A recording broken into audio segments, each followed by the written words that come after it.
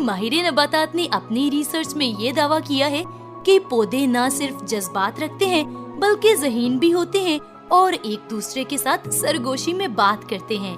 माहिरीन का कहना है कि पौधे सोचते हैं, जज्बात को महसूस करते हैं और आपस में बातें भी करते हैं।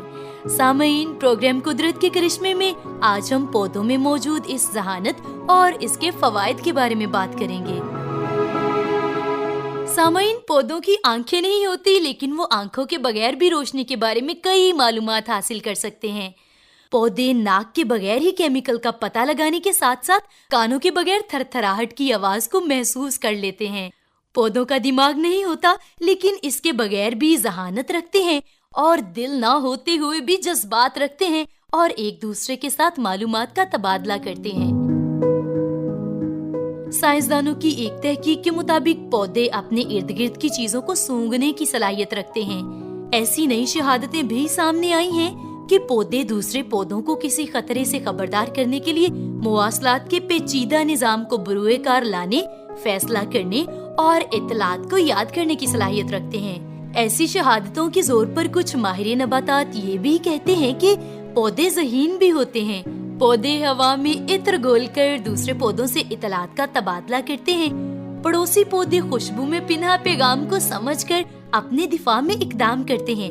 मिसाल के तौर पर अगर एक सूंडी एक पौधे के पत्ते को खा रही है तो वो पौधा एक ऐसी महक छोड़ेगा जिसे पड़ोसी पौधे समझकर अपने दिफा में एक ऐसी खुशबू जारी करेंगे जिससे सूंडी उनकी तरफ ना आई, या फिर इससे परिंदों या भंवरों को इतला हो कि उनके लिए खुराक का बंदोबस्त है और वो उस सूंडी को खाने के लिए वहाँ आ जाते हैं। यूनिवर्सिटी ऑफ कैलिफोर्निया की प्रोफेसर का कहना है कि पौधों में भी इलाकाई जुबानें होती हैं और वो दूसरों की निस्बत अपनी जुबान और इशारों को बेहतर तौर पर समझ सकते हैं। इसके अलावा नई तहकीक ये भी बताती है कि जंगल के किसी भी हिस्से में दरख्त ज़ेरे ज़मीन नेटवर्क के साथ जुड़े होते हैं, जबकि दरख्त ग़िज़ाई इज्ज़ा को दूसरे दरख्तों के साथ भी बांटते हैं, लेकिन वो ऐसा सिर्फ रिश्तेदार दरख्तों के साथ करते हैं।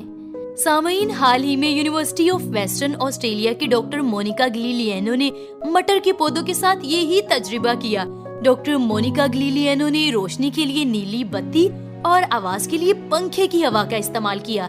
उन्होंने ऐसा ये जानने के लिए किया कि क्या मटर की कॉम्प्ले इन इशारों को खुराक की आमद के साथ जोड़ सकती है। उन्होंने वाई शक्ल का ढांचा बनाया और उसकी बुनियाद पर एक पौधा लगाया।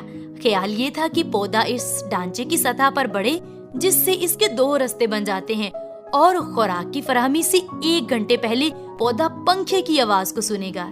इस तजर्बे का मकसद ये था कि पौधा ये फैसला करे कि उसे किस तरफ बढ़ना है। नीली लाइट जो पौधे के लिए खुराक है, वो हर बार एक तरफ से नहीं आए, बल्कि वो आवाज हर बार पंखे के चलने के बाद आएगी। नतीजा ये निकला कि पौधों ने नीली लाइट की तरफ बढ़ने का गुर सीख लिया। पौधे अपनी जड़ों से निकाले गए मादे और पत्तों की महक से तबादला ख्याल कर सकते हैं। इसराइल की एक यूनिवर्सिटी के प्रोफेसर इस अमल को सरगोशी से ताबीर करते हैं, जिसके तहत एक लाइन में खड़े बच्चे सरगोशी के जरिए इतला तमाम बच्चों तक पहुंचा देते हैं। एक बच्चा दूसरे बच्चे से सरगोशी करेगा और वो अगले बच्चे के कान में कुछ कहेगा और इस तरह से वो सरगोशी आखिरी बच्चे तक पहुंच जाती है और बिल्कुल इसी तरह से पौधे भी पैगाम पहुंचाते हैं।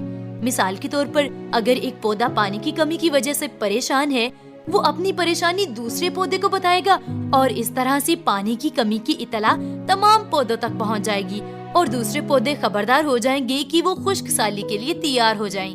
जिन पौधों की जड़ें जुड़ी हुई होती हैं, वो इस पैगाम को अपनी जड़ों के जरिए से पड़ोसी पौधों तक पहुंचाते हैं। सामईन, दरख्त ग़िज़ाई अज़्ज़ा को भी दूसरे पौधों के साथ बांटते हैं, लेकिन वो ऐसा सिर्फ रिश्तेदार दरख्तों के साथ करते हैं और अजनबी दरख्तों के साथ ग़िज़ाई अज़्ज़ा को नहीं बांटते।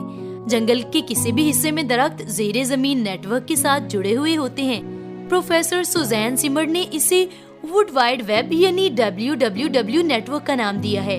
प्रोफेसर सुज़ैन के मुशाहदे में आया है कि दरख्त अपनी जड़ों के जरिए नेटवर्क के जरिए अपनी खुराक और इतलात का तबादला करते हैं और इसके साथ साथ उन्होंने ये मुशाहिदा भी किया है कि दरख्त ग़िज़ाई अज्जा का तबादला सिर्फ अपनी रिश्तेदार दरख्तों से ही करते हैं। सामईन, ये खुदा ताला की कुदरत है कि पौधे के दिमाग नहीं है, लेकिन इसके बावजूद वो बहुत से ऐसे काम भी कर लेते हैं جن کو سر انجام دینے کے لیے انسانوں کو دماغ کی ضرورت ہوتی ہے۔ نئی تحقیق یہ بھی بتاتی ہے کہ پودے برقی سگنل، درجہ حرارت، برقی مقناطیسیت، بھاری دھات اور کشش ثقل کو محسوس کر سکتے ہیں۔ تو کیا اسے ذہانت کا لفظ دیا جا سکتا ہے؟ سامعین، پروفیسر ایریل نووپلانسکی کا کہنا ہے کہ پودوں میں موجود اس صلاحیت کو ذہانت قرار دینے میں کوئی حرج نہیں ہے۔